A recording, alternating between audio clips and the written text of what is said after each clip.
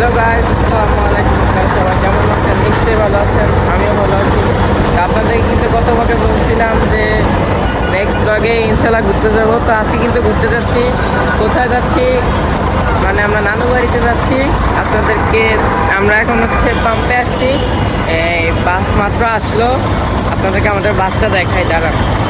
এই যে এটা হইতেছে আমাদের বাস এসআর প্লাস হুন্ডাই ইউনিভার্সাল বাস। এটা খুব ভালো, এটার সিটগুলো হচ্ছে একদম বিজনেস ক্লাস সিট।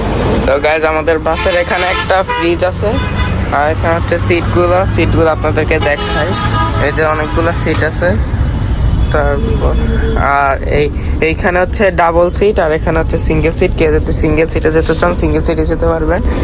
ডাবল সিটের জন্য এই যে এখানে দুইটা বাটন আছে। এই প্রথম বাটনটা প্রেস করলে যে লেগ রেস্ট উঠে এরকম, এটা খুব ভালো। আর এই বাটনটা প্রেস করলে আপনি হচ্ছে বাটনটা প্রেস করলে আপনি হচ্ছে সিটটা শোয়াতে পারবেন একদম এভাবে। আপনি ঘুমায় জার্নি করতে পারবেন। এই বাসগুলা খুবই ভালো, আপনারা এখানে জার্নি করতে পারেন। এই বাসের টিকিট আমাদের ঢাকা থেকে রংপুর পর্যন্ত নিচে হচ্ছে প্রতি সিট 1500 টাকা করে, কিন্তু বাসগুলো অনেক ভালো। আর এটা হচ্ছে একটা স্টপেজ আছে, এটা হচ্ছে ফুড ভিলেজে। তো আপনারা দেখলেন। আর ওইদিকে একটা সিলিং মনিটর আছে, দাঁড়ান আপনাদেরকে দেখাই। এদিকে হচ্ছে একটা সিলিং মনিটর আছে, আর এদিকে একটা সিলিং মনিটর আছে কিন্তু এটা অফ করা। আর এটা হচ্ছে পুরো টিভি। এই মোটামুটি বাসটা ভালোই।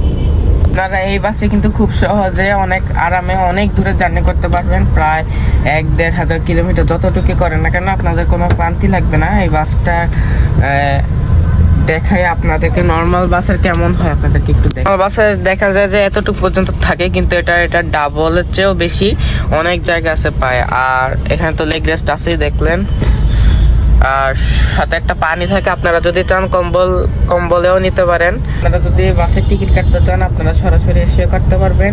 ঢাকা কল্যাণপুরে হচ্ছে ওদের টিকিট কাউন্টার আছে। আর এটা বাস ছাড়ে হচ্ছে শাহনাজ পাম্প থেকে। আর আপনারা যদি চান অনলাইনে টিকিট কাটতে বাসায় বসে, তাহলে অনলাইনে সহজ.com এর মাধ্যমে আপনারা টিকিট কাটতে পারবেন। সেখানে প্রতি সিটের জন্য 10 টাকা করে আরও এক্সট্রা চার্জ যুক্ত হবে। এখানে এরপর আপনাদের সাথে দেখা হচ্ছে যাত্রা বিরতি ফুড ভিলেজে। তো তার জন্য একটু অপেক্ষা করেন, দেখা হচ্ছে ইনশাল্লাহ।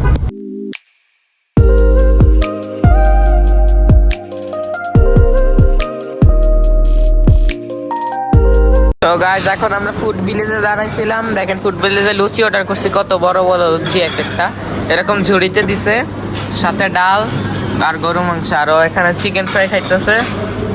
আর আপনারা সবজি নাই, আপনারা চাইলে এই লুচিটা খেতে পারেন, লুচিটা মজা আছে। গাইজ আমাদের যাত্রা বিরতি শেষ, এখন আমরা বাসে উঠবো। তো আমরা এবার রংপুরে নামবো। রংপুর থেকে আবার গাড়িতে করে কুড়িগ্রাম যাব। তো রংপুরে আমরা মডার্ন নামবো। তো চলেন ওইখানেই একবারে দেখা যাচ্ছে ইনশাল্লাহ। তো গাইজ ওই দিন আসার পর আমি ভুলে গেছিলাম, আর আমার মোবাইলেরও চার্জ শেষ হয়ে গেছিল। তো ওই দিন অনেক টায়ার্ডও ছিলাম, এই কারণে ওই দিন আর ভিডিও করা হয় নাই। এতই মজায় ছিলাম যে এই 2 দিন আমি ভুলেই গেছি। আজকে হইতেছে 3 নাম্বার দিন। 3 নাম্বার দিনে এসে আজকে ভিডিও করতেছি। তো আজকে হইতেছে আমরা চিকেন চাপ বানাইতেছি। তো চলেন আপনাদেরকে একটু দেখাই দৃশ্যটা কি হইতেছে চিকেন চাপ বানানো।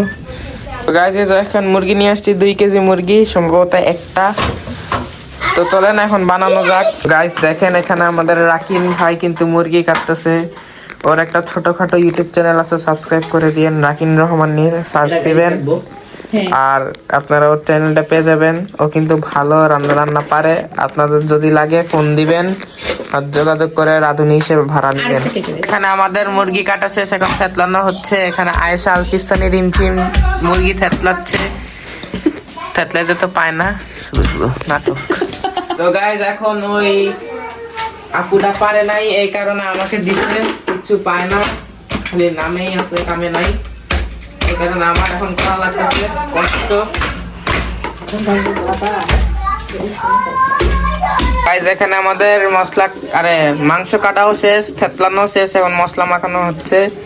একটু পরে এগুলাকে ভাজা হবে, তারপর লুচি বানানো হবে, লুচি নিলে পরোটা যে কোনো একটা কিছু বানানো হবে আর খাওয়া হবে। গাইস এখন এগুলো হচ্ছে এখানে ভাজা হচ্ছে, একটু পরে এগুলো খাওয়া হবে, সাথে বাসায় মেয়োনিজ বানানো হবে, ওই মেয়োনিজটা অনেক মজা হয়, তো আপনারা দেখতে থাকেন। তো গাইস এখন আমরা খাচ্ছি এই যে পরোটা, মেয়োনিজ আর চিকেন, যে মেরাজও খাচ্ছে, রাকিনা খাচ্ছে, খাও আর রিভিউ দাও। তো গাইস এতদিন কিন্তু আমরা আমাদের খালামণির বাসায় ছিলাম, এখন আমরা আমাদের নানু বাসায় যাচ্ছি, মানে আমরা এতদিন ছিলাম কুড়িগ্রামে, এখন যাবো ভ্রুঙ্গামারিতে। তো চলেন যাওয়া যাক। আর এটা হচ্ছে ওই যে চাপ যে বানাইলাম তার 2 দিন বা 3 দিন পরে, তো চলেন যাওয়া যাক ওইখানে। নানু বাড়ি গিয়ে আবার আপনাদের সাথে দেখা হবে।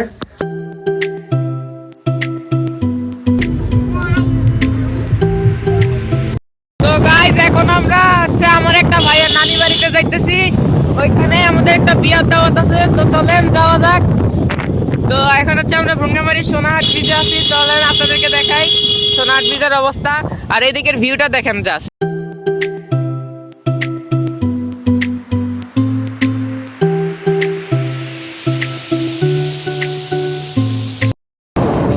গাইস এই দেখেন, এটা হচ্ছে দুধকুমার নদীর উপর সোনাহাট ব্রিজ। আমরা এখন যাইতেছি আমার একটা ভাইয়ের নানু বাড়িতে বিয়া খাইতে, তো চলেন যাওয়া যাক। এই যে এদিকে একটা নতুন ব্রিজ হইতেছে, ওইটা অনেক বড় হবে, এটা স্বাধীনতার আগে সম্ভবত নির্মাণ করা হয়েছে, অনেক পুরানো ব্রিজ, ঝুঁকিপূর্ণ ব্রিটিশ আমলের ব্রিজ এটা, আর এটা নতুন করা হইতেছে। তো আপনারা একবার এই জায়গাটা ঘুরে যাবেন অবশ্যই, অনেক সুন্দর জায়গাটা, যদি আশেপাশে কেউ থাকেন দূর থেকে আসার কোনো দরকার নাই। গাইস দেখেন ইন্ডিয়া, এই যে বর্ডার, ওই পাশে কিন্তু ইন্ডিয়া, ওই যে ওই পাশে সাদা যে বিল্ডিংটা দেখতেছেন ওইটা হচ্ছে ইন্ডিয়া, আমরা একদম ইন্ডিয়ার বর্ডারের সাথে আছি। আর এই পাশে দেখেন কি সুন্দর ভিউ, ও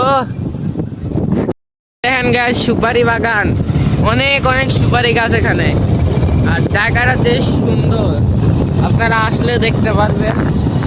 এই দেখেন কি সুন্দর ভিউ, গ্রামের ভিউ গুলোই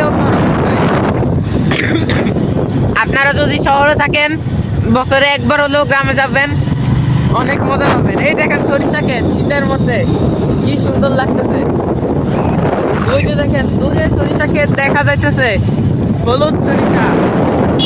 এখন আমরা চলে আসছি এদিকে, আমরা ছিলাম হচ্ছে ভ্রুঙ্গামারি শহরে, আর এটা একদম গ্রামে, মানে একদম ইন্ডিয়ার সাথে।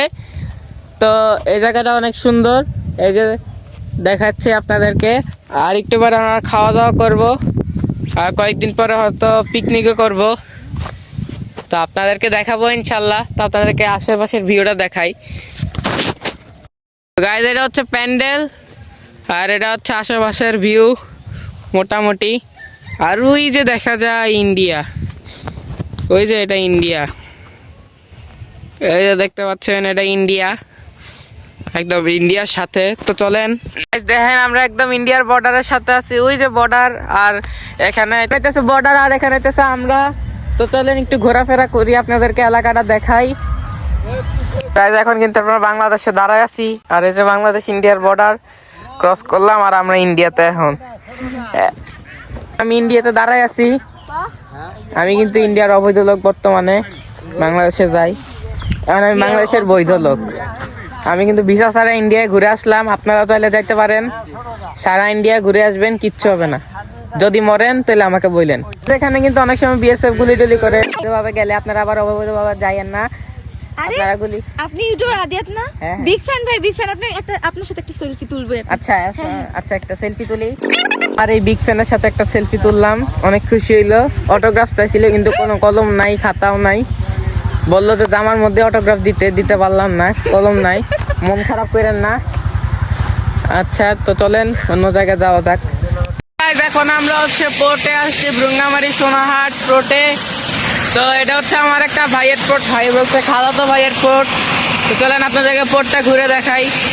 তো গাইজ এটা হচ্ছে সোনাহাটি স্থলবন্দর পোর্ট, এটা আমার একটা ভাইয়ের পোর্ট আফিয়া ট্রেডার্স। আপনারা এখানে সব সাইজের পাথর পাবেন, আপনারা চাইলে সারা বাংলাদেশে ডেলিভারি নিতে পারেন, এটা এই নাম্বারে যোগাযোগ করতে। তো গাইজ দেখতে দেখতে আমরা একদম ব্লগের শেষে এসে পড়লাম। এই ছিল আমার ব্লগ। আজকে হচ্ছে আরো 2-3 দিন পর, মানে 2-3 দিন পর পর আমি ব্লগ করতেছি। তো কালকে হচ্ছে নানু বাড়ি থেকে চলে যাব। তো এই ছিল আমার এই আজকের এই ব্লগ, আজকের বলতে কি গত 1 মাসের এই ব্লগ। তো আপনাদের যদি ভিডিওটা ভালো লাগে থাকে প্লিজ সাবস্ক্রাইব করে দিবেন, ভিডিওটাতে একটা লাইক দিয়ে দিবেন এবং আমাকে বেশি বেশি করে সাপোর্ট করবেন।